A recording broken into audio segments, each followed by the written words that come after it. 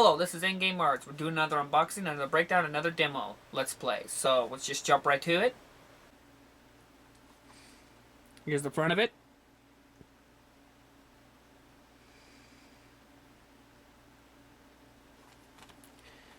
The side. The back.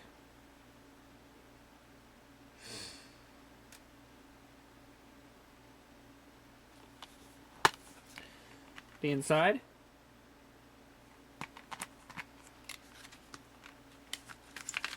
Basically, we're not responsible if you have a seizure. Tiny majiggy here.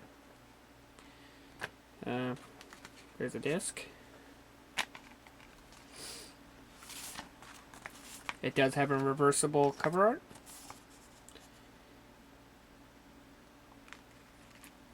And there you go. I do want to point out, if you get the PS3 version, which is right here, it does come with a manual. So if you do have the original version, I recommend taking the manual out of that one and put it in this one. And there you go.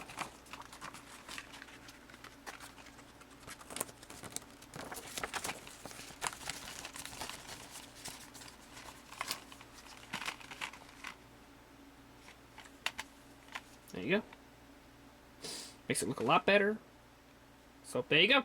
That's my recommendation. If you don't want to do it, that's up to you.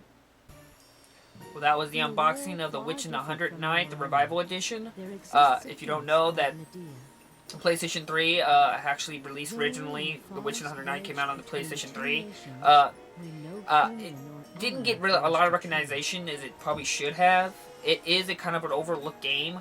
I did not play a lot of it on the original PS3 version because there was a lot of bugs on the original PS3 version. But the PS4 version, I popped it in, no updates or anything like that. It ran perfectly. I did not come... Because in the original one, I had some frame rate issues and I had original crashes. But on the PS4 version, it ran great, it played great, and they added a lot of newer features in the game that I couldn't help but notice, and it did improve the game a lot. Where now you can actually play as the witch, and now you can occasionally here and there, and then you can actually, there's a couple of extra new dungeons here and there, and they actually did some new features here and there in the game, like now you have weapon sets, while in the original one you can only have like what weapons the set you equipped. Now you can have sets, like 3 rows, so you can have like my set here, and set here. But to really explain the game, if you've never played The Witch in the 100th Night or you know nothing about it, it's kind of a hard game to explain, but because even the game kind of tells you, hey, it all comes together when you start playing it. You all start understanding it. But to give you a breakdown, it's kind of like if you've never played Disgaea, it's from the original creators of the Disgaea series. And again, if you've never played Disgaea, then you should really check that game out. Really good game. But if you're more into, let's say, a more action-packed, instead of like Disgaea is more of a tactical turn-based, where the Witch in the 100th Night is more of a hack-and-slash RPG, more in the realms of Diablo. If you want to get into the meat and grind of everything, because it's over the top head. I do think that's a bit of a complaint. I wish the camera could pan out a little higher, because it feels a little too close sometimes. But it's over the head. You can tilt the camera a little bit here and there, but you can't like lay it completely flat. You can only put an angle like that. You basically go around. It's a grinding fast kind of game where you just get loot and gear and stuff like that, and you just experience and you build yourself up, kind of like Diablo-wise, where you just kill enemies and get stronger and stronger. The game is more of a darker tone game than more Disgaea games, and it's one of those few games where you're actually kind of the bad guy in the game. You're doing a lot of evil deeds and everything like that. You're a minion, kind of. If you don't know Disgaea, you'll really get the idea if you play Disgaea games. But you're basically a minion, and you're working with this the witch Matilda, Matilia. And she's basically your contract owner. You're a slave to her. You're a dominion of her, and she controls you. Where her overall goal is to expand her swamp, because she's trapped within the swamp area, and she wants to pretty much cover the entire world in swamp, so she can rule it all and everything. So you're the minion. Your job is to do as that. You're supposed to expand her swamp by releasing pillars that releases swamp all over the place. Raiding villages and stuff like that. You can even kill people and slaughter people and stuff like that. You can actually like go, but you can actually be a kind of a good minion too. You can actually go into cities and not kill anybody. You can have a slightly decisions here and there. I thought that was very interesting. Like you can raid houses for equipment, or just go inside the house and talk to the people. I thought that was very interesting. And you can actually make decisions in the game depending on how you choice. So if someone talks to you, you can actually make a choice from accept, question, deny, or ignore. And each one will will create a different response in the game. Basically, question is a form of questioning your authority. Like saying you have doubt. Deny means an outright no. No, I won't do it. Accept means you accept whatever you're being told, and ignore is basically a form of saying you're not any ground. You're just whatever. Ignoring whatever is being said, and you're just doing what you gotta do. It's not really easy to explain Witch in the 109th because it's just basically, as I said, it's a Diablo game where you get loot and you gather up items. And you equip items, and your attack pattern, when you equip in gear, it actually is like how do you say, depending on what you equip, let's say a spear thrusts, and a sword slashes, and a hammer slams. Well, depending on the gear you set it up, let's say you can put it in a spear, a sword, and a hammer. So you'll slash, stab, and slam with the hammer. But if you switch it up, let's say hammer, spear, sword, you smash, and then pierce, and then swing with the sword. And each kind of set equipped with gear will have like special traits to it. And sometimes there can even be a special connection combined where these weapons work better together. Not to determine, let's say, the spear and the sword work together. Let's say just that class of weapon has a matching number to that number, so now it will chain better and do more damage. And be faster and use up less stamina for your swing.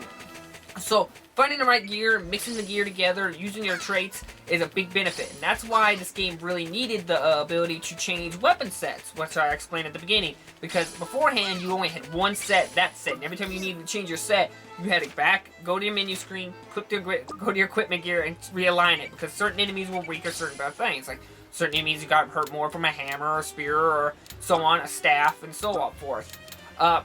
So, to be able to switch gear like that, is a major improvement in the game.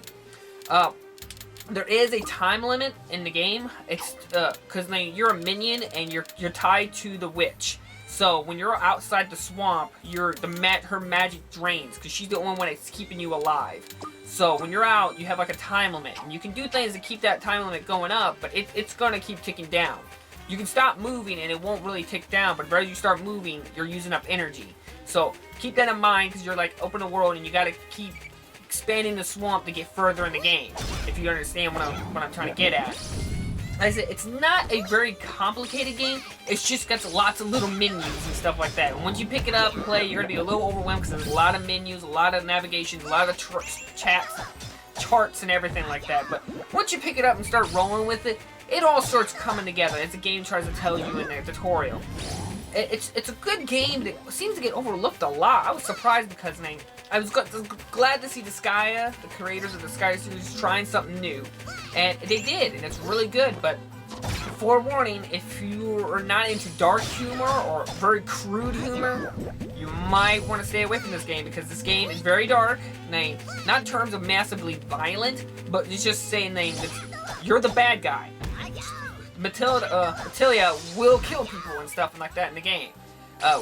She curses a lot too. She's not afraid. And they don't they try to trick you and make you think they're beeping it, but they're not. Will say a curse word, like say fucking, okay? She'll say fucking in the game, and at the end of the "ing," it'll beep. So it's like that fucking beep whore. They purposely made the game to be as violent and crude as possible. While the Disgaea series was more of a lucid name, like occasionally dark humor here and there, but never go on to the extra step. While Witch in the 109, it's like them going full out, where she's talking about slaughtering, and rape and all that stuff, the poor little women and stuff. Like, she's just evil as they could possibly be. Now, I do find this a nice embrace of change. Now, I'm not saying that I applaud her or anything like that. I'm just saying, you're always playing the good guy. You're always being forced to be Mr. Right and Mr. Dignified and everything. And it's nice to see that a game is embracing a more darker tone. Where I've got a bad guy and she's not... And frankly, Matilia is... I keep calling her Matilda. Matilia is very likable. I mean, she may be crude and she has a lot of violence into her and everything, but she's very embraceable. I really enjoy hearing her name demand orders and telling me to slaughter this entire village and kill this whore here. They'd burn everything to the ground. I love that. It's a nice change of pace where instead of someone saying, save these people, do this, be Mr. Right, you're such a good person. It's nice to see that name. There's a nice change of pace here and there. And it's exclusive to PlayStation 4. I do have a feeling eventually it will come out in PC. But I do think it's going to stay a console exclusive to PS4 because Disgaea, the first one, has now came out on Steam. So if you don't know that, if you want to play it on Steam, it's there.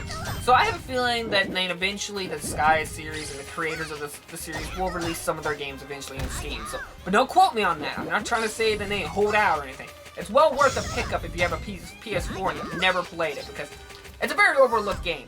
Now, it is very grindy. I mean, the Disgaea creators are very grindy games, so you're going to be doing a lot of leveling up and stuff like that, and a lot of gear grinding and everything. And there's even classes where I don't really see a reason for this, because I never saw really a big benefit in the game.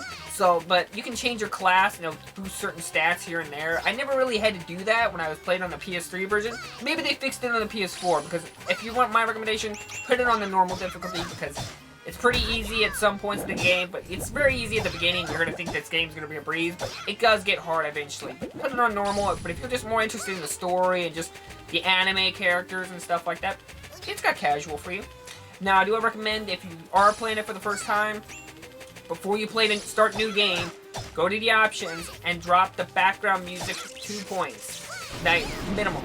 Or that's, I mean, if you want to go more, you could go right ahead because the background music's really, really loud. But it's really good music. Like, the Disgaea music's really, really good. And the creators of it made just as good music for The Witch of the 100 Nights. But I just want to let you know that when they're talking, the characters are talking, the music is pretty loud and it kind of drowns out the voice acting. So drop it down, or you can raise the voice acting. It depends on you, how you feel on that one. But I think it's pretty good right in the full settings, but just drop it down too. Other than that, I don't know what else I can really explain about the game. I personally really love the cover art. I really love the design of it and everything, and the case. I frankly love it, and I love the game. And I think it's very overlooked, and I'm glad it's finally got a PS4 version.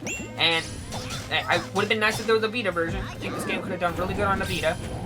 But that's my breakdown and playthrough. I hope you enjoyed the video. Please hit that like and subscribe button if you want to see more videos from me. I'll leave the descriptions down below if you want to look for a copy. And thank you for watching. And I'll get back to you guys on the next episode. So thank you for watching, and I'll see you all in the next episode. Bye-bye! Your real duty starts now, though. It won't be a happy rainbow road coated in the sweetest of honeys. The path I wish to pave will be a cold and ghastly road of death, painted with the blood of innocence. It's been quite a while, Leah. I thought you had gone silent, but now you destroy a pillar. Unbelievable. My name ain't Leah. It's Metalia, you stupid fucking bitch! But I'm in an amazing mood today. I'll forgive that slip-up. However, know that I'm one step away from tearing off your f***ing head and drowning it in my swamp.